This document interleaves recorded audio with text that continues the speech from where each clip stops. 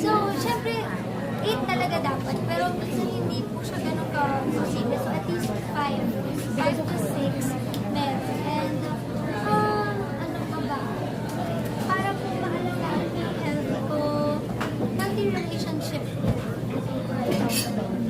I surround myself with healthy relationships po. When you're talking about your health, you look very fit right now. I mean, pinag-usapan din online, sobrang fit mo ngayon. Pero are you maybe gearing up for another goal? Meron ka bang goal na pinaghahandaan? No, wala. Pero thank you po. Wala. Actually, inaamin ko na I'm not the healthiest person at all. Pero I try my best. I try my best to look after my health. Pero hindi po ako healthy. Pero thank you kung akala niyo po ka. Thank you. Ano po kasi, I think, yung pagiging fit ko, meron lang po akong binago sa diet ko. Although hindi po ako masyado open to elaborate on kung diet ko. Pero hindi naman siya dahil papapayat ako. There has been a big change lang in what I eat. Kaya siguro nakikita niyo na may nagbago sa body ko. Pero nakikita mo yung mga comments about your arms right now. Like, nagugulat yung mga tao na sobrang fit and slim talaga. Well, kasi, nakita niyo naman na yung tinatawag nila na parang Barbie arms, and Belo kasi we call it like V-contour. And may bagong parang variant ba? Basta merong stronger na V-contour. And lumiit yung arms ko because of that.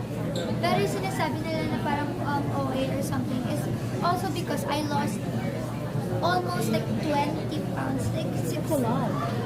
Basta I lost a lot of pounds. So, from lumiit na siya because of what I did with Bello. Lumiit din siya lalo because I also lost a lot of weight. So, it's not because nagiging sobra ako sa mga pinagawa ko, kundi I also lost a lot of weight overall. So, syempre, since nagbabikontor ako, mas lumiit pa siya. How do you deal with bashers right now? I mean, you've been in the industry for so long already. Taon na talaga. Sa mga nagko-comment po ba about my arms, I really don't care. Like, kasi, it's actually crazy for me. It's crazy that other people think that they have the authority or the right, or that their opinion matters to me, or their opinion about my body.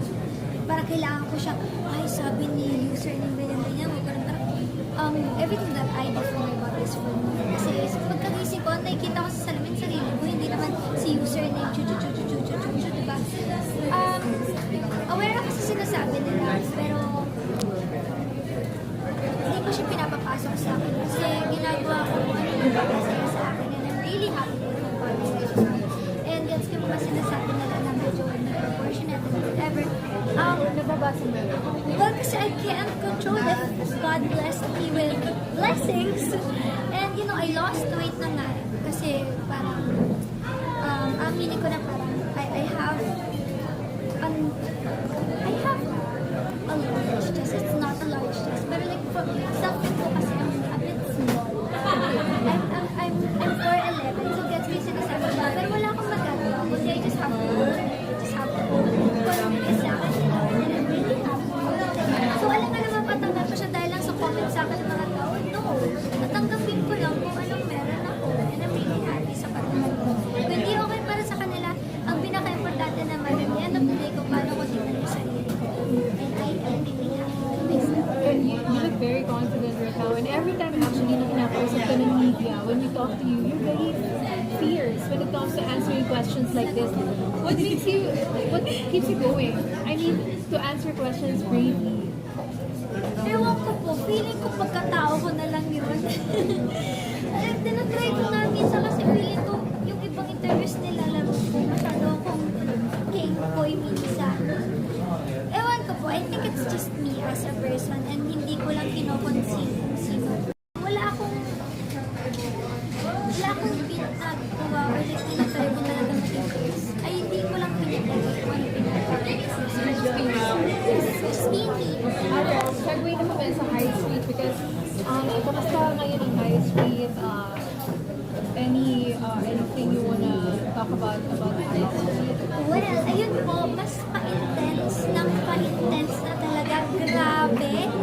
Kaya tutukan nyo lang kasi ang dami nyo pang kailangan malaman about High Street. At gusto ko lang i-share, sobra po ako excited sa magiging face-to-face namin ni Ate Dimples. Abangan nyo lang. Kilala nyo naman si Mommy Mondragon po, si Daniela Mondragon at saka si Marga. Pero ngayon bilang Sky at saka Dory Cruz na siya. I'm really, alam nyo, abangan nyo. Meron kaming intense na mga eksena talaga. Wait, Isa sa mga tinik doon sa character mo, si Mon, di ba? Yung character ni Mon. Pero wala na yung character niya mo. wala.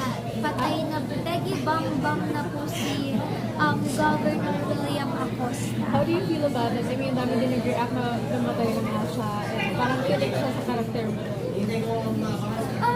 Not saying deserve niya. Wala akong karapatan sabihin na deserve ng isang tao. Shush, magano. But at least ngayon makakapag-move forward na po yung story talaga. Kasi parang naging ko lang lagi kay Goma Costa ngayon. Mas may kita na natin na it's deeper than that. Na meron pa ibang kalaban. Na hindi lang si William Acosta yung kailangan ma-unravel ang mga sinungaling. So, at least ngayon, tapos ay chapter na. Alright, one last segue na. You've been talking about your business so far. You're also launching a perfume brand ba? Yes! For Lucky. Pero just tell us more about paano ka ba na-venture into business? Well, ayun po. Mahilig po kasi talaga ako sa makeup. Simula nung 2 years old po ako, nagme-makeup na po talaga ako. Besides acting, makeup is something that I'm really passionate about. So, feel ko, kung meron akong papasukin na business, gusto ko po talaga isang bagay. Confident akong ibenta kasi mahal ko. Alam ko, ginagamit ko araw-araw. At then, Ano ka ma-involve sa paggawa ng product sa pagbibenta? lagi, minsan physically wala po ako guys sa work ko, pero lagi po ako may gist kami, lagi tutok po ako sa pagpili na bago ilo-launch, sa pag-iisip kung anong ilo-launch, sa pag-iisip kung anong bagay for the brand, sa pag-iisip ng shade name, sa pag-iisip ng colors, packaging, lahat po ng creatives, lahat po talaga tinututukan ko. Storyboard, campaigns, lahat. Ang hindi ko lang natutukan is the parang technicality, mga numbers. Yun ang hindi ko pa po masyado na pag-aaral. Alright, one last question na lang. What can you say about Gen Z ka and you're doing business right now? What can you say about other business owners, more Gen Z who wants to, maybe excel on what they're doing right now in business? I'm super happy po na ang daming mga Gen Zs na talagang, alam mo yun, thriving and pinaglalaban nila yung dreams nila, naniniwala sila sa dreams nila. So, just keep on dreaming, guys. Ang feeling ko kasi, dahil sa pandemic, nangyari kasi pandemic, parang mga teens kami. So, feeling ko, maybe ibang Gen Z, so feeling nila naghahabol sila ng time kasi nawalan sila ng pagiging teenager nila because of the pandemic. So, gusto ko lang maalala nila, I'm proud of them for stepping up, for starting. Pero tayo mga Gen Zs, let's not forget na bagets pa rin tayo lahat. We have all the time in the world.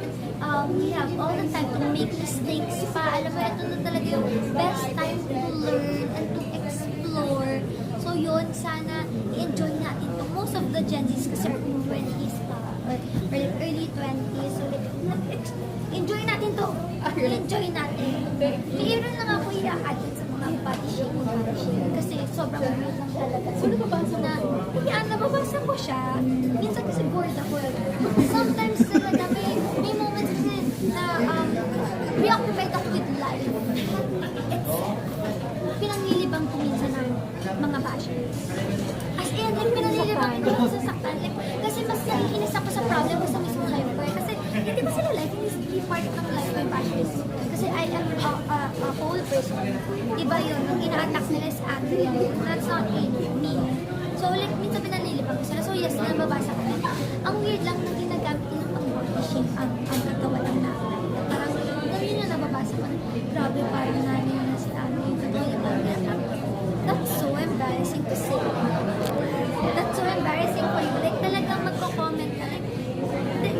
shaming your mom. So yun lang yung parang gusto ko sabihin na maganda katawan ng lahat ng kababaihan.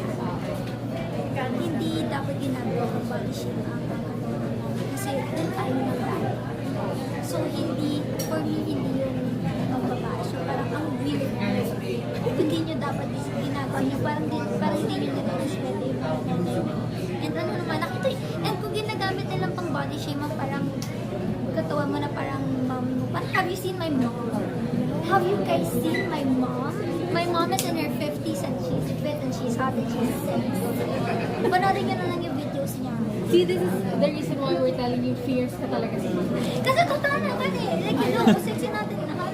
Alright, thank you so much. One photo na lang. 2 questions. What's next on your K-drama playlist? And Ano po, sorry? what's next on your K-drama playlist? And medyo nag-regret ka ba na hindi mo napanood si Dong? Yes!